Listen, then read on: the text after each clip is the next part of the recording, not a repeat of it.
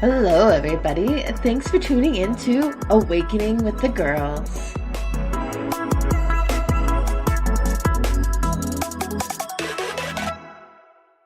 Hello, everybody. Shannon Shine here. Thanks for tuning in to Awakening with the Girls. I got my good friend. Hey, everyone. Yay! Got my good friend Breezy here. We are super excited. We have a good topic today. We're going to touch on taking our power back. Oh, yeah. Yeah. So what does it mean for you, Breezy, to take your power back? I'm very, very excited to talk about this topic with all the high vibe humans out there because it's something that is close to our hearts, and we hope that it's impactful for you because for me, taking our power back means really embracing and embodying ourselves as humans living on this earth that we call home. It really means acknowledging who we are, as not only as humans, but also as females who give life, who give birth to the life that exists on this planet. So we, as human females, taking our power back.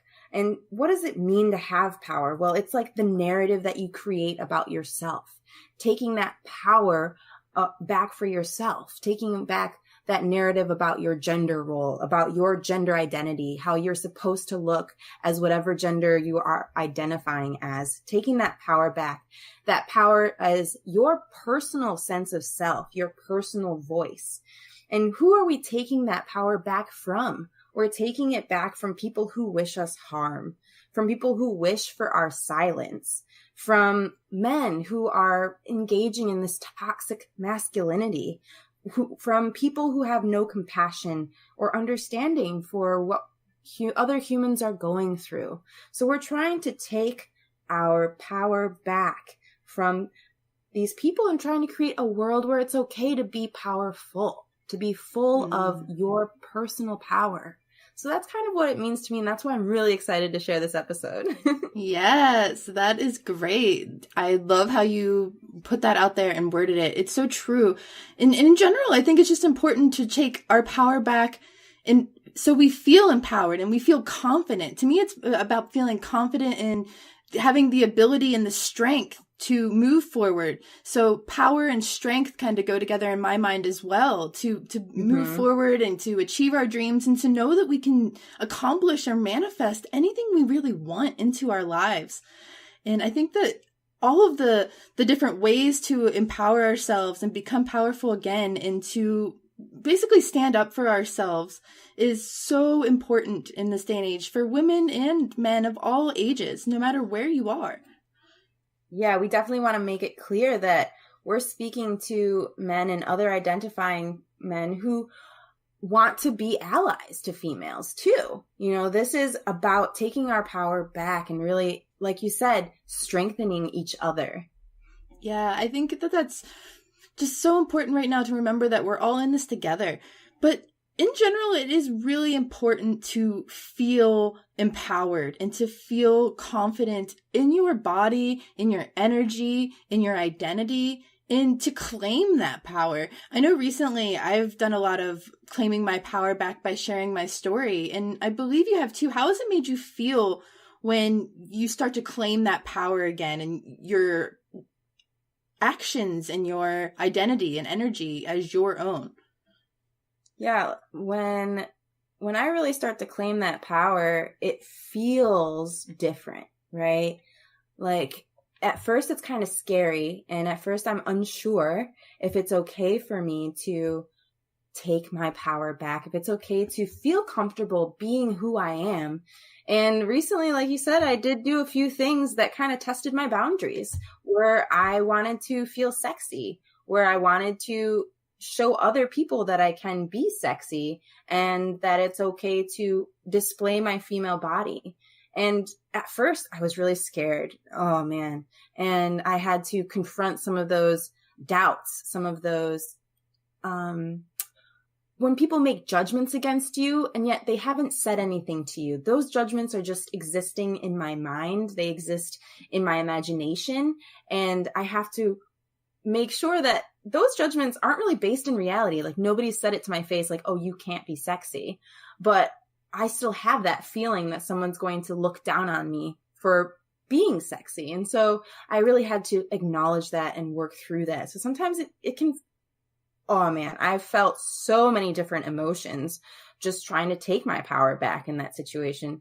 Right, Shannon? Don't you just go through a whole wave of emotions? I feel like it's definitely not only just emotions, but it's fear-based actions. There's times that I feel like I've made myself smaller to make those around me feel more comfortable. And I know that you've probably struggled with this too. When you're a confident female, it puts off this energy where there's a fine line of where it's off-putting and confidence, and to walk that fine line and be accepted and not judged. And I think that's where the sexy comes in too. Like, you want to become a business person and you want to be seen and respected, but yet you also want to be able to feel sensual and not necessarily available, but available to yourself, and to be able to show up for yourself and to not be afraid. Because like, just for instance, like, you want to feel sexy, but you also just want to be able to feel natural and innocent. And let's say you are out in nature, and I know as a woman, I've been with men who will just strip down naked and they'll get in the water like it's nothing. But for a woman, we take a moment and we think about that, and we take our power away because we're afraid to become one with nature and to be a part of that.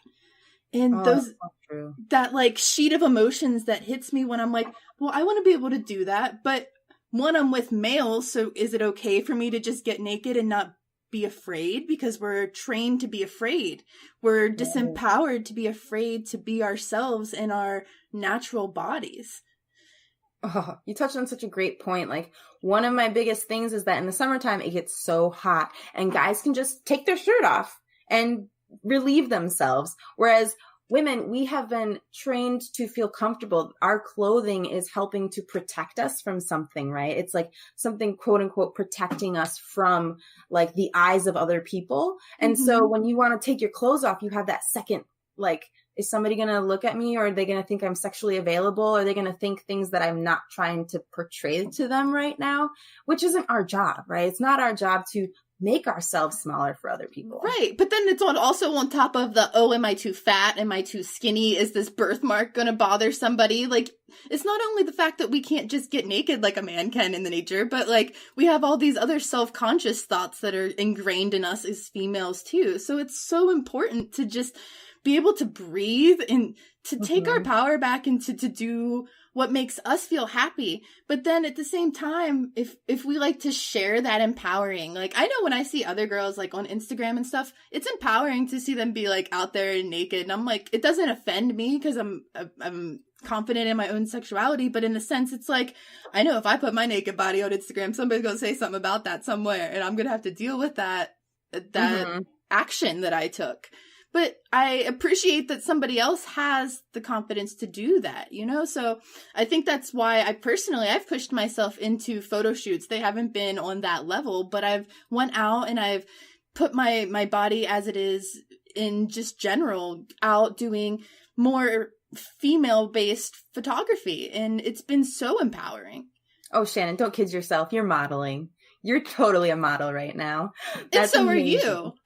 And so are you. It's been great. It's something that I didn't expect would come with the, I guess, life channel that I took to be a life coach. I didn't think modeling would be a part of it, but I was always kind of the one behind the camera. I've went through photography school thinking I would always be on the other side of a camera. So to be the one basically modeling and getting my pictures taken all over has been such a different, empowering feeling. Oh, yeah, definitely. And like you said, sometimes it's about really putting yourself out there and taking that first step, like engaging in photo shoots.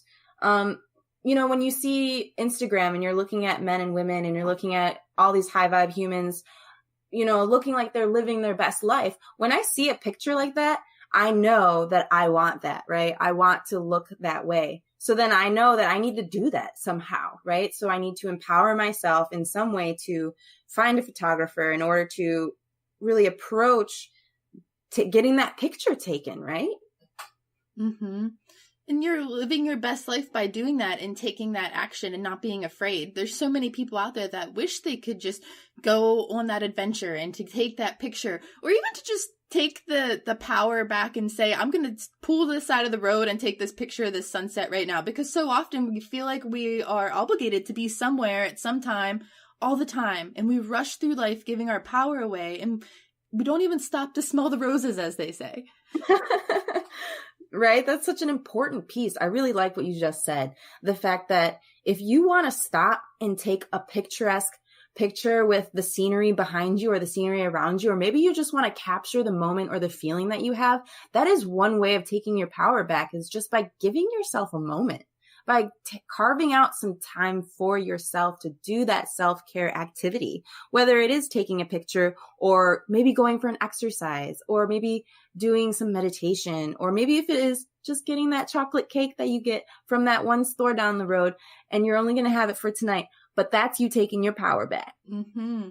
It's so important. And especially like the females out there that are moms, you're giving your power away to your children all the time, or your husband or whoever, and you don't even have that time to breathe. Like I have not had that adventure yet in my life, but so many of my mom friends, I just see them so drained, and my feels go out for all the moms listening, because it's such a powerful experience, and I'm sure it's the best thing in the world, but I can see the drain in their eyes and how they wish they could just do something for them. And it starts with the very important step of setting boundaries, and letting other people know that you have boundaries. And the only people who are going to get upset with you creating and enforcing those boundaries are people that used to take advantage of you when you didn't have any. So it's okay when those people get triggered by your boundaries, because the reason that you are creating the boundaries is for yourself. So for example, I haven't had the experience of having children, but I've definitely nannied a little bit. And sometimes you have to set boundaries for children. You have to let them know when it's okay and when it's not okay. And that's a very important piece of starting to take your power back in a gentle and compassionate way, is by setting some very loving boundaries for yourself. Mm-hmm. It's so true. And that goes for work relationships and spouse relationships, family relationships. Boundaries are so important. One of my favorite life coaches to follow is Lisa Nichols. And she says you have to tell others how to treat you, treat others how to treat you, so that they know what your boundaries are, and to learn how to say no so that your yes has power. Because if you always are just saying yes and allowing people to walk all over you and to take advantage of you, you're losing your power every single time you say yes to something that isn't really a part of your path. And it puts you a step back rather than a step forward on whatever your mission or goal is in life. That's so true. I have an example for that too. For example, I'm currently in the process of switching jobs, and I'm working in a job that has nothing to do with holistic health or counseling at all. And so it's not very fulfilling for me. However, it's a nice paycheck and I love the people I work with. And there have been a couple times when they've tried to push to keep me on a little bit longer and push to keep me on a little bit longer. And I've had to kind of take a minute and think to myself, if I let go of this boundary, I'm going to end up staying at this job longer, which is going to take me further and further away from my path of truly embodying and becoming a holistic health counselor. And I had to acknowledge that and make a scary choice and put in my 2 weeks, So sometimes you have to listen to that. That's so key, because so many people go to school for something they love. They get their degree, but then they have to do something in the meantime while they're waiting for that dream job, or they're waiting for that position that has to do with what they actually went to school with. But then they get stuck in that in-between job. They think, oh, I've been here for so long now, I've got better pay or I've got better benefits here, rather than what would actually make them happy. And they give away their power and their dream and their happiness just to be content, or not even to be content, but to just get by. The comfort zone is the danger zone. Yeah, it really, really can be. I've also just I've recently found, like I said earlier, I've just found power in sharing my experiences and sharing my stories. Recently I shared a really important and personal story on my social media, and by sharing that, I was able to help others. And I also claimed my power back because there was always this fear of judgment and fear of what others would think if it ever got out without me being the one to share my story. The something that else is the danger zone is gossip and the way that others gossip. And I think it goes back to the very beginning of our discussion on that fear we feel of what others may think if we allow ourselves to be confident, empowered, sexy, strong, powerful, all of those things that we admire and want to be. We're afraid of what others will think when we claim that power. Yeah, or we're afraid of the fallout. You know, maybe losing friends or maybe gaining those creeps instead. Yeah, and I think that it's important that when we share those personal things, sure, it can feel vulnerable, but there is strength in vulnerability. Not only does it show that you've been there before, but it tells other people too that it's okay to be vulnerable because it's not the be all end all, right? It's not the end when you tell your story. It's actually the start. It's a new beginning. You've revealed something and now people have an opportunity to love you even more. It's definitely a way to connect with others. I know we've had many little connections and synchronicities that have come up for us as friends, even like hundreds to thousands of miles apart at any given time. And it's empowering to know that other females out there are going through the same thing. By like you said, by sharing my story, I've been connecting with so many people in my community on a deeper level that have went through the same thing, that they didn't have the ability and they still don't have the ability to go public with their story. And that's okay. They don't have to, but it empowered them to know that I was willing to share the story for them and to get the voice out there. So it's been just an adventure. And I think that it's important to reach out to others too, and the ones that are not quite able to claim their power back, and to be there and to build that community for others too. So I'd like to put that out there. If there's people that want to connect and find a community where they can discuss things, that's what the Bring Me to Life Challenge is all about. And I know that's what my practice is all about too, and yours as well. Mm-hmm. Definitely. So what does it mean to take our power back, Shannon? Can you give an example to that? Well, for me, I like to, I guess I'll give an example of what rituals or techniques I use to take my power back. In any moment, if I feel like I'm losing my power, or if I'm not sure if I'm making kind of the right decision on my path, a way I like to take my power back is through breath work and mindfulness, and just in the moment. It's one of those overused techniques is the counting to 10, and just making sure that a decision I'm making is out of love and not out of fear, because that love is going to empower the decision and give me the ability to take ownership of it in my actions in the future, which I think is a topic we're going to talk about in the future, is how to, instead of making excuses, to take our ownership back of our actions. Even if it wasn't necessarily the right action and we've learned from it, we still take ownership of it and claim our power back for that.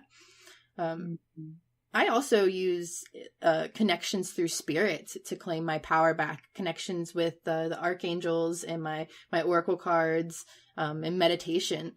I'm curious to know what some of your techniques are as a counselor and someone who's been trained to deal with claiming our power back in emotions and things like that. Well, a little background for the listeners out there is I've worked with several clients dealing with sexual trauma and with histories of abuse. And I too am a sexual assault survivor and of an intimate partner relationship. And what I've learned, not only are there various counseling techniques, obviously, that you will work with with a counselor, that I've worked with many counselors on, I have used empowerment phrases. I've used positive self-talk. And over the years, I've refined that, and I have created my own personal mantra that I use when I'm in a situation where I feel powerless. Like I can almost feel when my power is being taken away. And that mantra is, I am here, I am ready, I am open, I am guided. And each one of those phrases has their own meaning behind them that I've developed throughout my healing journey. And that's just one technique. Another technique that really helped heal me and helped take my power back from my sexual assault situation was learning to hula hoop. Because before, in my intimate partner relationship, I was being told to be sexy and at the same time not to be sexual with anyone else. Male, female, didn't matter. I could only be sexual for that individual. And that was very confusing for me. And I'm a dancer. I love to dance. I'm a spotlight lover. And so I don't mind when people are looking at me. That doesn't bother me. However, after this relationship, it started to bother me. And that was something I couldn't live with because it was inauthentic to who I truly am and to what my personality is. I'm very outgoing. So I had to learn how to go and dance in public again. And hula hooping was one way I could learn to do that because it's a circle and it created a safe space around me.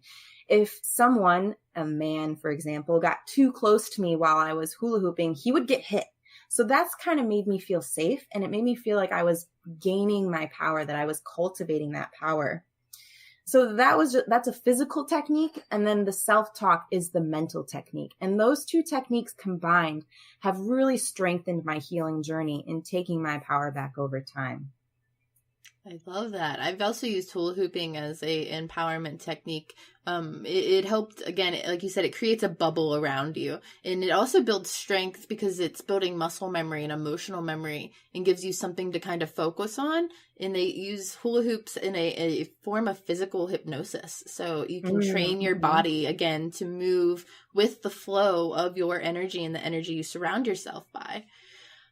And speaking of energy you surround yourself by, I think that's part of empowering yourself as well and taking your power back and remembering that the 5 people that you spend the most time with is going to reflect your energy. And if they are not respecting you and your boundaries and respecting you and honoring you as a powerful being, then they're also sucking your energy away. So you want to take a look at your surroundings and who you spend the most time with and share energy with. Right? Do they uplift you? Are they giving you encouraging words when you offer them a new idea? Are they there to help you out when you need it? For example, I needed help moving furniture and I asked a few friends locally and some of them kind of were saying, well, what's in it for me? And I was like, I can't lift this thing. Can you just help me out here? Right. It's hard. And I know we've both been in relationships too, that in the past where they've been like kind of narcissistic and they took our power away and they didn't allow us to be ourselves. They didn't allow us to feel confident or sexy because again, it had to be just for them. And that's not how the world works. Like we want to feel confident in ourselves and be able to respect others. And respect other females. So many the females get in their gangs or their groups or their social cliques and they don't respect others just because whoever's the leader in the group doesn't like a certain person. And that's not how we're supposed to be. We're supposed to love each other and empower each other. So if you're in a social clique where somebody is being picked on or there's a girl that's being kind of kicked off the island, we've all been in those social situations where we've either been pushed out or we've not known what to do and been put in the middle because that's the roughest part is when you're in the middle and 2 of your girlfriends start fighting. It's important to empower and to not pick sides and to further that dramatic experience for everybody. Yeah. Oh man, I've totally been in those situations as well where not only are you the girl that's being voted off the island and you're suddenly wondering why. Right. But like, why are you doing this to me? I thought we were friends. And it was something like that person, like some guy that likes you and it has nothing to do with you at all. It's ridiculous. Exactly. Or like when your 2 friends are fighting and you can see the pain that both of them are going through, yet they're unable to see each other's pain. And so you're really trying to help them, move through this difficult situation. And I've had it where I've tried to help these 2 individuals come together. And then those 2 individuals just decided I was the out one. And I was like, oh, okay, that's fine. It's interesting being a human these days. And that's why it's so important to claim your power, feel confident and strong in who you are. And also remember that sometimes when things like that happen, it's the universe trying to show you that your vibration has leveled up and you deserve to level up in your community and to push yourself to find better people to interact with. I've had that happen many, many times where people I was really good friends with and they just kind of fell off, and it wasn't even anything negative. Maybe there wasn't any drama at all, but we just weren't on the same vibration. And the universe took a different path. That is so true, where people just kind of fall away. And like you said, as one door closes, another door opens. Perhaps, that person has taught you some lessons that you will carry with you through the rest of your life. And that is the point. That was their purpose in your life. And so sometimes it's acknowledging that and allowing that to run its course, and then being strong enough in yourself, knowing that, you know what, I will get another friend. This is very sad. Acknowledge that it's very sad, but there are 8 billion people in the world. You and I will find someone that can vibe with us. Just like how I found Shannon. I'm so grateful I found you. I'm back at ya. And that made me think of something else, like the grieving process. That's a powerful process, not only with friends, but relationships, grieving through jobs and people we've lost. That's something I had to claim my power back many times, because a little history on my story is I lost both my parents before I was 10. And I had a lot of people look down at me as this young girl that was just helpless. And it made me feel helpless at a time. And then I realized that wasn't my story. That wasn't my archetype. That wasn't what I wanted to do. I wasn't going to play the victim. And I claimed my power back. And instead of playing the victim, I had every excuse in the book to go through life being a drug addict or a sex addict or some sort of negative person playing the victim throughout any action of life. But instead, I've decided to take a path where I help others, and I want to be the best version of me, and I want to feel powerful and not helpless like I had been seen for so long, just because I had been an orphan and I had been through foster care, and I had the excuse to be a victim, and I have been doing my best my whole life to choose not to take that. Ooh, and like we talked about in the very beginning of this episode, you made the very powerful choice to change your personal narrative. You saw the narrative that was being created around your personal identity, and you said, that is not who I am. I'm going to change my narrative right now. It's true. I seen people that I had grown up with, distant family members, friends of family that had similar situations, and they played the victim. They chose the unfortunate negative path and have ended up in jail, and I've actually lost a few of them, and I couldn't bear to do that to myself and the people that do care about me, and it was important for me to find a way to claim my power back. And I'm really glad to have seen many people that have claimed their power back through their own processes, and people I've worked with as clients that have had similar situations. Definitely. So you've worked with clients on helping take their power back. Is there a particular like crystal or angel or meditation that you use with these clients? Yeah, so I'm certified in trauma meditation and yoga meditation for adolescents and adults. And I like to work with mindful movements. One of my favorite mindful movements is, if you have the time, is the ego eradicator. It's like a Kundalini yoga exercise, very empowering, where you put your hands in the air and you do a deep breathing meditation called the dragon's breath or breath of fire. And you put your hands straight up in the air and your thumbs out, and you kind of do that with that deep breath for as long as you can, really, usually about 3 or 4 minutes. If you're somebody that's on your period or you're pregnant or you have breathing problems, they suggest you don't do the breath of fire part, but you can still do the part where you put your hands in the air, like you just don't care and you want to bring your power down. I call it also the bring me to life power pose, because you are pulling energy from the universe down into your body. And I actually have a video on my YouTube, my Shantastic Shine YouTube, as part of my transformation series, where you can participate in that meditation with a song that's called Deep Breaths by one of my favorite musician groups, Glass Cannon. And I walk you through that step by step. So I highly suggest checking that out.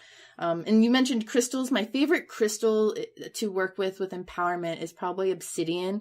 It's a super calming stone. It helps me keep negativity away. It's grounding. It's an all black crystal. Most all black crystals are grounding and can help you with like giving strength and keeping keeping negativity away so you can basically claim your power back. Oh, yeah.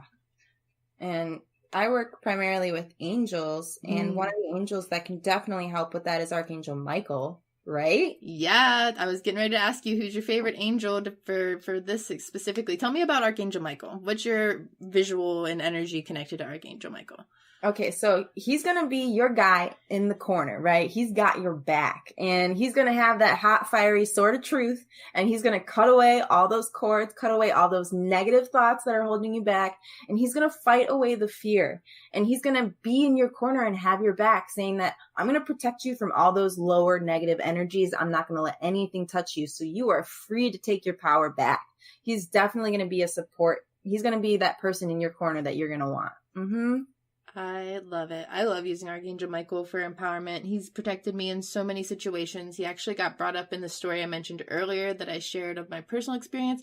And he also, to me, he represents this like bluish purple fiery light of protection. So if there's somebody that's trying to take my power, I visualize my bubble, my personal aura bubble, and I visualize it being this bluish purple fire, and it's just his shield protecting me. And I can feel it in my heart that it's like the time for me to feel confident and strong in my actions and choices.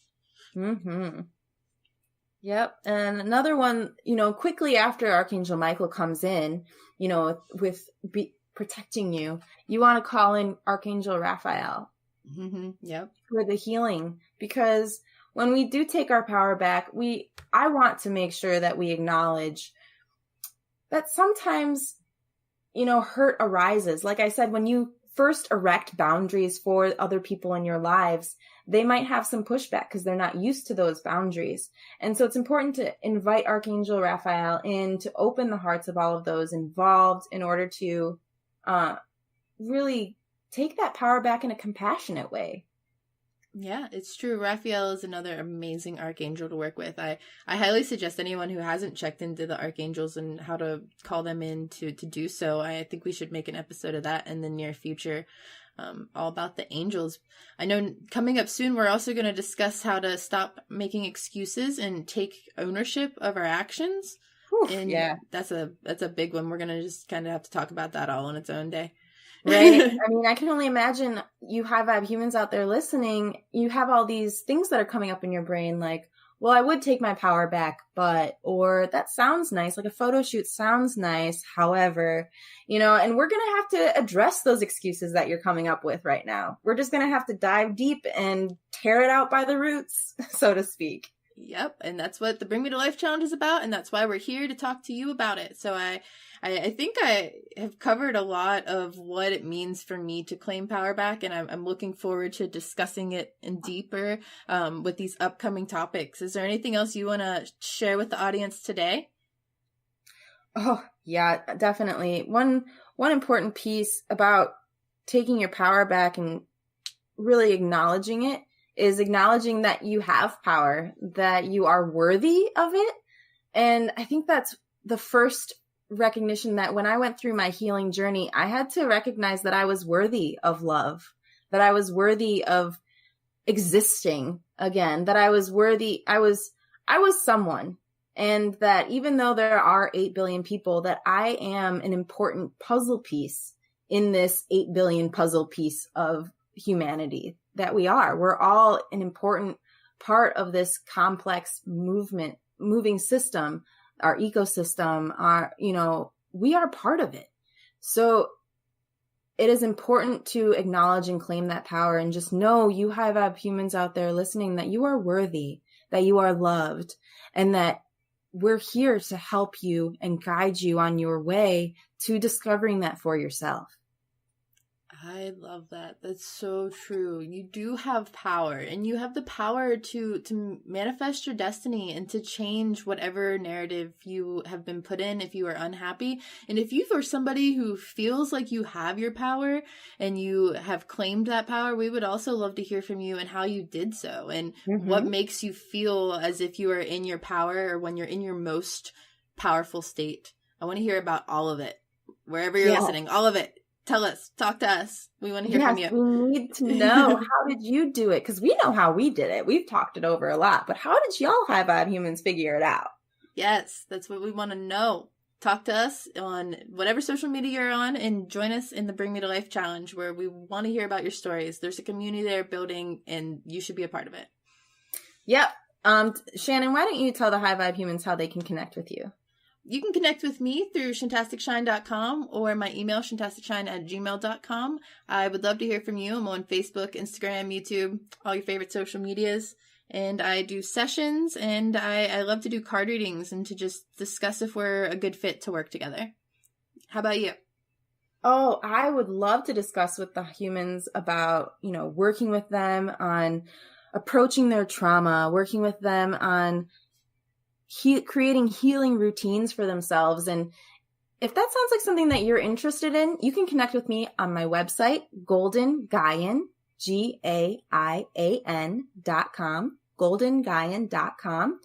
Or you can find me on Instagram at goldengaianbreezy. And these are places where we can connect and just chat to see if we are a good fit. And from there, we can move forward. I'm really excited to continue doing the podcast here on the Bring Me to Life Network. So if you're interested in learning more about some high vibe topics, you can definitely tune into that podcast, The Golden Gaian Adventure. Yes. Yeah. Thanks, Shannon. I love it. It makes me so happy. I'm just so grateful that we've been able to get all of this going on the Bring Me to Life Network, because it's just such a good place to share awakening content. Mm-hmm. Thanks for creating that space. Yeah. Yay. So is there anything else that you wanted to share? I didn't mean to cut you off there. I was just so excited about your podcast. Oh, no. Yeah. I think that's everything that we want to really share about taking back our power this month, because next time we're going to jump into not making excuses. Yay. Well, until next time on my end, I hope you stay awake and shine on always. Stay healthy, stay light, and don't give up the fight. Breezy out. Bye. Bye-bye.